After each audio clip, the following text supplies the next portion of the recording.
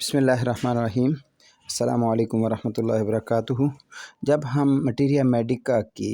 Study کرتے ہیں تو ہمیں بہت ساری ادویات ایسی ملتی ہیں جن کے ساتھ ایسڈ لگا ہوا ہوتا ہے۔ وہ پہلے بھی ہو سکتا ہے، بعد میں بھی ہو سکتا ہے، جیسے ایسڈ پکرک یا پکرک ایسڈ، نائٹرک ایسڈ یا ایسڈ نائٹرک۔ بہرحال اس سے کوئی مسئلہ نہیں، لیکن جو ادویات ہیں جن کے ساتھ ایسڈ لگتا ہے، جو فوری طور پر میرے ذہن میں آ رہی ہیں، ان میں سے ایسیٹک ایسڈ ہے، بینزک ایسڈ ہے، بیوٹرک ایسڈ ہے، کرومک ایسڈ ہے، کاربولک ایسڈ ہے، فلورک ایسڈ ہے، ہائیڈروسیانک ایسڈ ہے،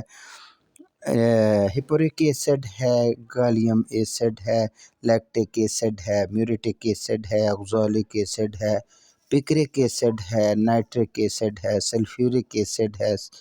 فاسفورک ایسڈ ہے، ہائیڈروکلورک ایسڈ ہے، آرسینک ایسڈ ہے، یورک ایسڈ ہے، اور بھی کافی ساری ادویات ہیں وغیرہ وغیرہ۔ یہ جو ایسڈز ہیں ان کی ایک خاص شکل ہوتی ہے،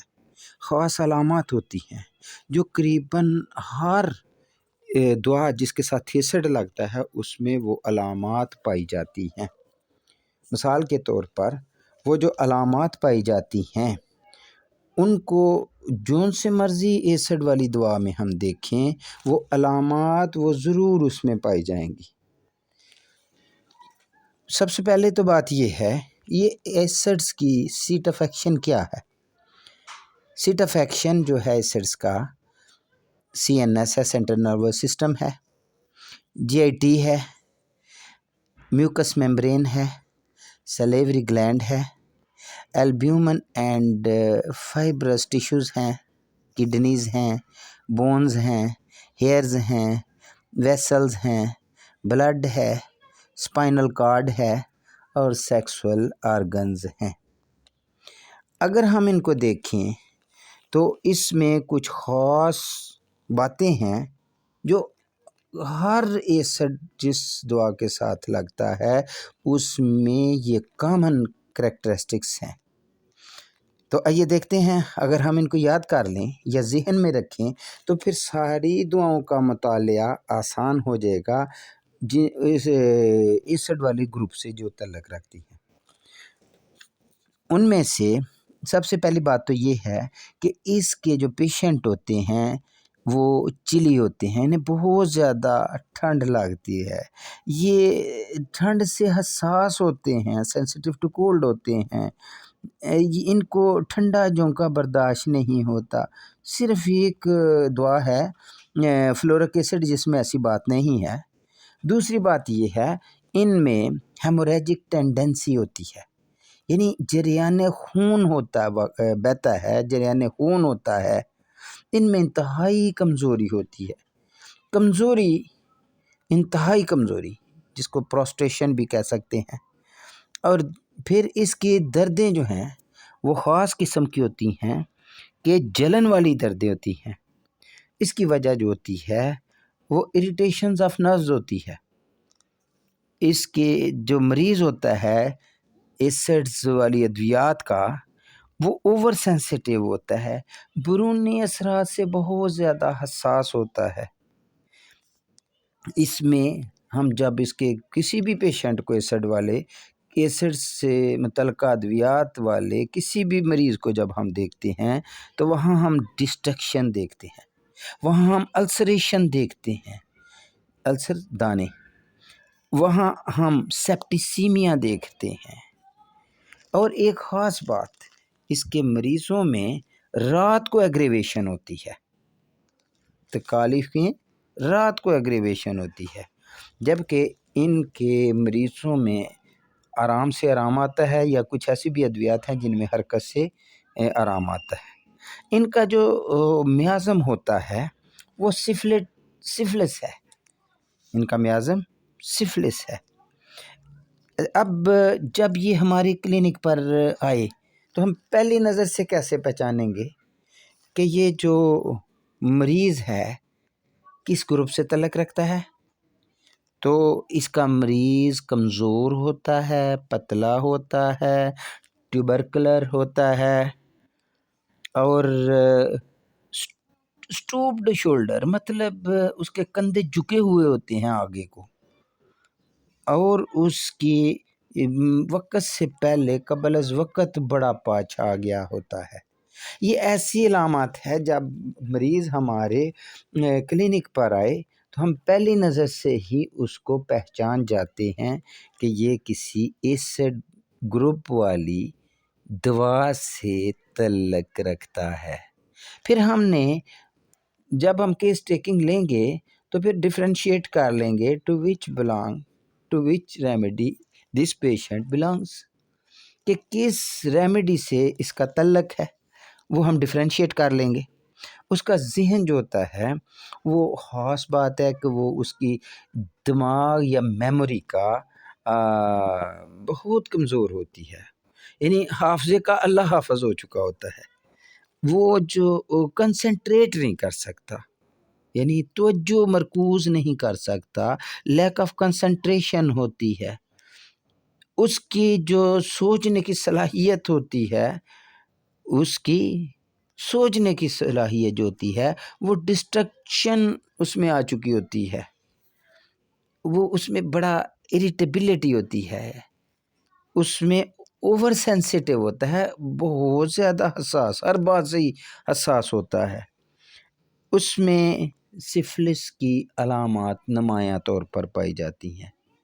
وہ ہیٹ فل ہوتا ہے، وہ اریٹیبل ہوتا ہے، وہ ونڈکٹیو ہوتا ہے، وہ ڈسٹرکٹیو کوالٹیز یا ایکٹیویٹیز میں انڈلج ہوتا ہے، مطلب کہ وہ یا تو خود اس کے اندر توڑ پھوڑ ہو رہی ہوتی ہے یا پھر وہ خود توڑ پھوڑ کی طرف رجحان رکھتا ہے۔ یہ اس کی خاص بات ہے، اس میں بہت انا پائی جاتی ہے، اتنی زیادہ انا پائی جاتی ہے کہ سیلف ایگوئزم اس میں بہت زیادہ ہے۔ تو وہ جو خوشیاں تلاش کرنے کے مگر بھاگ رہا ہوتا ہے، یعنی پلیئر سیکنگ اس کی ٹینشن ہوتی ہے کہ یہی وجہ ہے جب اس کو نہیں ملتی تو وہ ڈپریشن کا شکار ہو جاتا ہے، وہ ہر چیز سے لاپرواہ لا تعلق ہو جاتا ہے، ڈیجیکٹڈ ہو جاتا ہے، وہ کہتا ہے کوئی فائدہ ہی نہیں رہ گیا اب زندگی کا، وہ اتنا زیادہ ہوتا ہے۔ اور اس کی بنیادی وجہ یہ ہوتی ہے کہ اکثر اوقات یہ ایسڈز والے مریض جو ہوتے ہیں یا تو ٹی بی کے شکار ہوتے ہیں یا پھر ڈائبٹیز کے شکار ہوتے ہیں، شوگر کے شکار ہوتے ہیں، ان کے میوکس میمبرینز پر دانے بن چکے ہوتے ہیں، زخم بن جاتے ہیں، منہ میں زخم بن جاتے ہیں، گلے میں زخم بن جاتے ہیں، یہ اس کے اینس میں بن جاتے ہیں، السرز ہو جاتے ہیں، وجائنا میں السرز ہو جاتی ہیں، پیشاب کی تکالیف کا شکار ہو جاتا ہے، یعنی مرد اور عورت دونوں اعضائے پوشیدہ کے زخموں کا شکار ہو جاتے ہیں۔ اور یہ جو ان کے مریض ہوتے ہیں وہ بواسیر کا شکار ہو جاتے ہیں، ان کے مریضوں کا پیشاب گدلا ہوتا ہے، اس میں فاسفیٹس خارج ہوتے ہیں، ان کی جلد پر مسے بن جاتے ہیں، اور یہ ان مثانے کی سوزش یا اس کی خرابیوں کا شکار ہوتے ہیں، چہرہ دور سے ہی دیکھنے پر چہرہ زرد نظر آتا ہے، کمزور سا نظر آتا ہے، پتلا سا نظر آتا ہے، پٹھے ڈھیلے ڈالے ہوتے ہیں، فلیبی مسلز ہوتے ہیں، یہ سوکڑے کا شکار بچے ہوتے ہیں، مریسمک چلڈرن ہوتے ہیں، بہت زیادہ پسینہ ان کو آتا ہے، بہت زیادہ تھوک ان کو آتا ہے، بہت زیادہ پیشاب ان کو آتا ہے، یہ بروکن ڈاؤن پرسنالٹی کے شکار لوگ ہوتے ہیں، یہ ماربڈ فیئرز کا شکار ہوتے ہیں، اوٹ پٹانگ خوفوں کا شکار ہوتے ہیں، یہ مایوسی کا شکار ہوتے ہیں، یہ زندگی سے تھک چکے ہوتے ہیں، ٹائرڈ آف لائف ہوتے ہیں، یہ ان میں ایکسیسو فزیکل اریٹیبلٹی ہوتی ہے۔ بوڑھے لوگ نظر آتے ہیں جن کو وقت سے پہلے یہ کمزور ہونا شروع ہو چکے ہوتے ہیں، یا اس کے علاوہ جو اصل بوڑھے ہیں وہ بہت ہی کمزوری کا شکار ہوتے ہیں، old people with great weakness, اور یہ لوگ زندگی کی سے انڈیفرنٹ لائف افیئرز کا صحیح نمونہ ہوتے ہیں۔ یہ ایمیسیشن کا شکار ہوتے ہیں، ان کا جسم جسے کہتے ہیں نا پتلا ہو رہا ہے، پگھل رہا ہے، یا مطلب کمزور ہو رہا ہے، یہ واضح طور پر نظر آتے ہیں۔ یہ ایسی علامات ہیں جو ہر ایسڈ والی دوا جس کے ساتھ ایسڈ لگتا ہے اس میں پائی جاتی ہے۔ اگر ہم ان کو یاد کر لیں یا ذہن میں رکھ لیں تو یہ جب مریض آئے گا تو ایسی علامات سفلس میازم کا ایسا شکار جس میں یہ علامات پائی جائیں تو ہمارا فوری طور پر ذہن کسی ایسڈ والی گروپ والی دعا کی طرف جانا چاہیے، اور پھر ہمیں چند علامات کی وجہ سے ہم ڈفرینشیٹ کر لیں گے کہ اس کی سملر دعا کون سی ہے۔ تو جب ہم سملر دعا تک پہنچ جائیں گے تو پھر انشاءاللہ وہ جادو اثر دعا ہمارے سامنے ہوگی، جس سے ہمارے مریض کو شفا بہت جلد اور انتہائی جنٹلی حاصل ہو جائے گی۔ میں ہوں سیالکوٹ سے ڈاکٹر عبدالحی، 00923158095060۔ بہت بہت شکریہ۔ ہماری آپ سے درخواست یہ ہے کہ آپ اس کو علم کو پھیلانے والے بنیں، ہمارے چینل کو سبسکرائب کریں، لائک کریں، اور اس کے کومنٹ میں جا کر اگر آپ کے ذہن میں کوئی تجویز ہے تو ہمیں دیں تاکہ ہم ان لیکچر کو مزید بہتر بنا سکیں، تاکہ یہ زیادہ فروٹفل بن جائیں۔ السلام علیکم ورحمۃ اللہ وبرکاتہ۔